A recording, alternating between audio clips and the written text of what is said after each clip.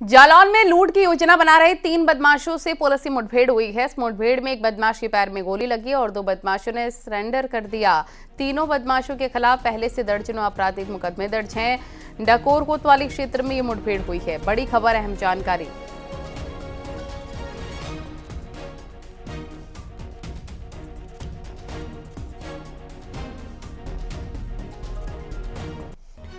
और सीएम योगी आज गोरखपुर में बने इंडियन ऑयल के सीबीजी प्लांट का लोकार्पण करेंगे। दोपहर 2 बजे मुख्यमंत्री धुनियापार में बने इंडियन ऑयल के कंप्रेस्ड बायोगैस प्लांट का लोकार्पण करेंगे और इस अवसर पर वो बांसगांव लोकसभा क्षेत्र के लिए 222 करोड़ से अधिक के विकास कार्यों का लोकार्पण और शिलान्यास करेंगे। सीएम योगी 68 करोड़ से अधिक की 20 विकास परियोजनाओं का लोकार्पण, 154 करोड़ रुपए से अधिक की 17 परियोजनाओं का शिलान्यास करेंगे।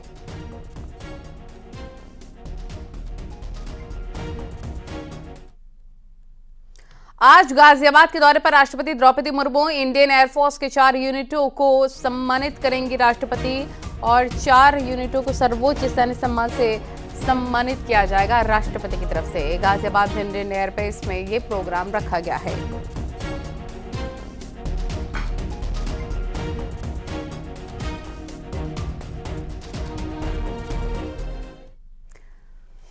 उत्तर प्रदेश में बीजेपी 51 सीटों पर प्रत्याशी घोषित कर चुकी है, लेकिन अब उन 24 सीटों पर मंथन चल रहा है जहां इस बार नया प्रोग्राम होना है, नया प्रयोग होना है। और प्रयोग इसलिए क्योंकि दावा किया जा रहा है कि चुनावी मैदान में कई नए चेहरे देखने को मिल सकते हैं। देखिए रिपोर्ट।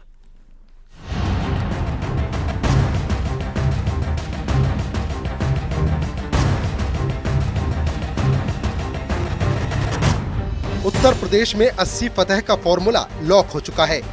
बीजेपी ने उन 24 सीटों पर भी प्रत्याशी तय कर लिए हैं जहां अब तक मंथन चल रहा था, क्योंकि ये वो 24 सीटें हैं जहां 24 के चुनाव में भगवा लहराने की पुरजोर कोशिश हो रही है। और ये वही 24 सीटें हैं जहां कई मौजूदा सांसदों का पत्ता कटने वाला है। बीजेपी ने 24 सीटों के लिए 3-3 नामों का पैनल बनाया है। उसी को ध्यान में रखते हुए कुछ नए चेहरों को फाइनल किया जा रहा है। बात मेरठ की करें तो यहाँ अभिनेता अरुण गोविल या कुमार विश्वास को मौका मिल सकता है। गाजियाबाद से अनिल अग्रवाल या अनिल जैन का नाम संभव है। रायबरेली में एसपी से आए मनोज पांडे के नाम की चर्चा है। कैसरगंज सीट पर बृजभूषण सिंह की पत्नी या बेटे को टिकट मिल सकता है।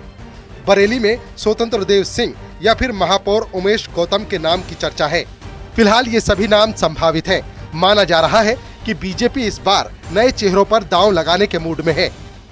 चर्चाओं के आधार पर देखा जाए तो भारतीय जनता पार्टी मेरठ, प्रयागराज, बरेली में और खासकर जो बलिया की लोकसभा सीट है, इनमें नए प्रत्याशियों के नामों का ऐलान कर सकती है। बीजेपी ने इन सीटों पर नामों का पैनल तैयार कर लिया है और भारतीय जनता पार्टी के रणनीतिकारों की माने तो ये तय हो गया है कि लगभग इन 24 सीटों में आधा दर्जन सीटों पर प्रत्याशियों को बदला जा सकता है, यानी कि नए प्रत्याशियों को चुनावी मैदान में उतारा जाएगा।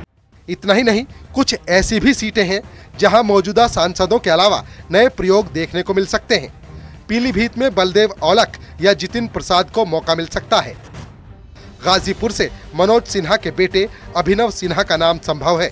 ये सारी सीटें जो होल्ड है, इन पे चिंतन मंथन की प्रक्रिया वाली ये सीटें हैं।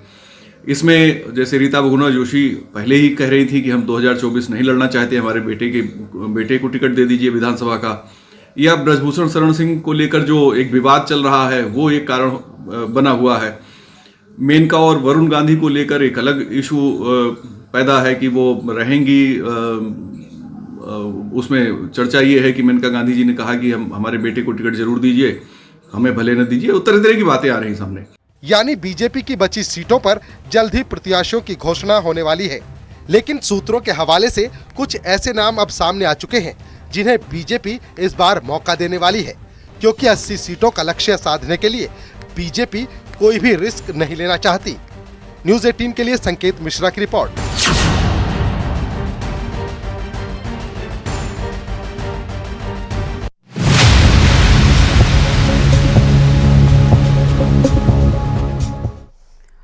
और कानपुर में इरफान सोलंकी के ठिकानों पर ईडी की छापेमारी में 26 लाख रुपए बरामद हुए हैं। जानकारी के मुताबिक मुंबई में 5 करोड़ रुपए की संपत्तियों के कागजात बरामद हुए।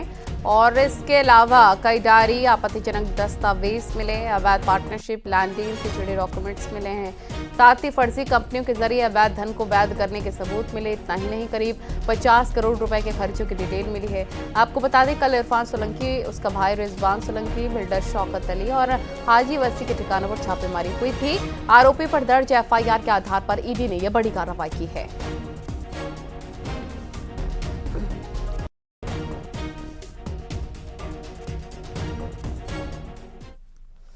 दिल्ली में कल कांग्रेस की केंद्रीय चुनाव समिति की मीटिंग हुई। करीब 2.5 घंटे ये बैठक चली। सूत्रों के मुताबिक इस बैठक में फैसला हुआ कि राहुल गांधी एक बार फिर से केरल के वायनाड से चुनाव लड़ेंगे। फिलहाल अमेठी को लेकर कोई फैसला नहीं हुआ है।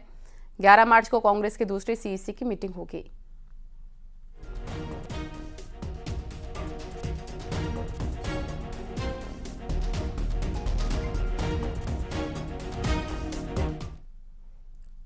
आगे बढ़ते हैं। श्रावस्ती लोकसभा क्षेत्र से बीजेपी प्रत्याशी साकेत मिश्रा लाव लश्कर के साथ बलरामपुर पहुंचे, रोड शो किया। रोड शो में सैकड़ों गाड़ियों का काफिला साथ चल रहा था और इस दौरान बीजेपी कार्यकर्ता और आम लोगों ने बीजेपी उम्मीदवार का जगह जगह गर्मजोशी से स्वागत किया। बीजेपी प्रत्याशी साकेत मिश्रा ने शक्तिपीठ देवी पाटन मंदिर पहुंचकर दर्शन पूजन किए।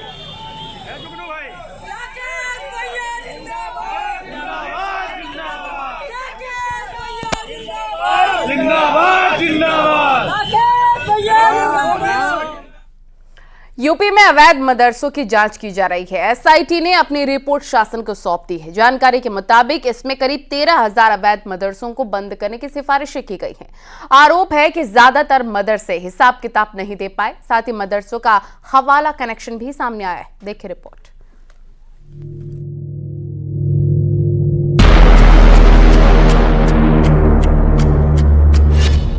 यूपी के मदरसों पर सबसे बड़ा पर्दाफाश।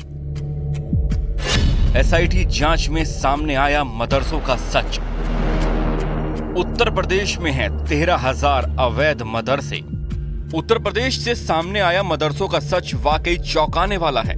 एसआईटी की जांच रिपोर्ट ने उत्तर प्रदेश ही नहीं बल्कि पूरे देश को हैरान कर दिया है। सूत्रों के मुताबिक जांच के दौरान उत्तर प्रदेश में 13,000 अवैध मदरसे मिले हैं।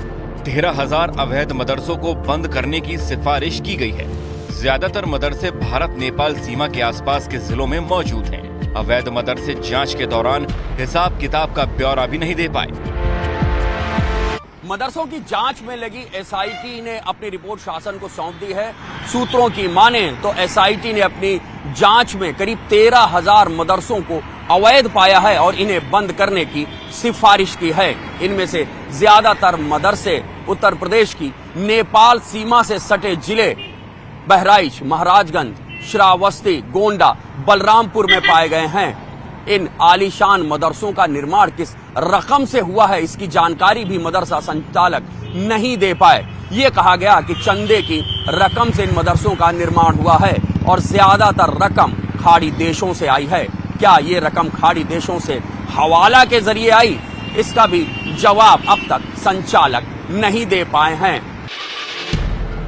बड़ी बात है कि मदरसों की फंडिंग की जांच के लिए सरकार ने एसआईटी का गठन किया था, जिसके बाद यूपी एसआईटी की जांच में यह हैरान कर देने वाला सच सामने आया। जांच में सामने आया है कि इन मदरसों में धर्मांतरण की गतिविधियों को बढ़ावा दिया जा रहा था। अधिकांश अवैध मदरसों की फंडिंग विदेशों से हो रही थी। इनका इस्तेमाल भारत विरोधी गतिविधियों के लिए किया जा रहा था। कोई भी देश में शिक्षा व्यवस्था को लेकर के कोई सवाल नहीं है, लेकिन शिक्षा की आड़ में अगर कुछ देश के विरुद्ध गतिविधियां होंगी तो जांचा भी जाएगा और जो दोषी होंगे उनके खिलाफ कार्रवाई भी की जाएगी और उसी के क्रम में कार्रवाई की स्थिति हो सकती है, हुई हो। और आने वाले समय में हम लोग इस दिशा में यह मानते हैं कि जो भी गलत रास्ते अपनाएं वो सब सही रास्ते पे आवे, क्योंकि सही रास्ते में उनको भी कोई समस्या नहीं होगी, प्रदेश और देश को भी कोई समस्या नहीं। ये जांच पूरे उत्तर प्रदेश के मदरसों की गई थी। खासतौर पर नेपाल की सीमा से लगे यूपी के 7 जिले लखीमपुर, बहराइच, पीलीभीत, महाराजगंज, सिद्धार्थनगर पर ज्यादा फोकस किया गया था, जिसके बाद 13,000 अवैध मदरसों का सच सामने आया और अब इन मदरसों को बंद करने की सिफारिश की गई है।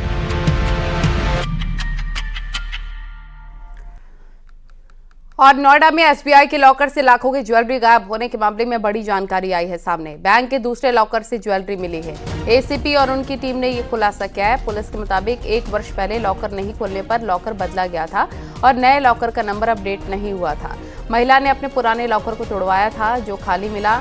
महिला की ज्वेलरी रिकॉर्ड में दर्ज लॉकर के नीचे वाले लॉकर में मिली है। इस मामले में पीड़िता की शिकायत पर बैंक मैनेजर सहित 3 के खिलाफ एफआईआर दर्ज हुई थी। थाना सेक्टर 20 के सेक्टर 18 से स्टेट बैंक की पूरी घटना है।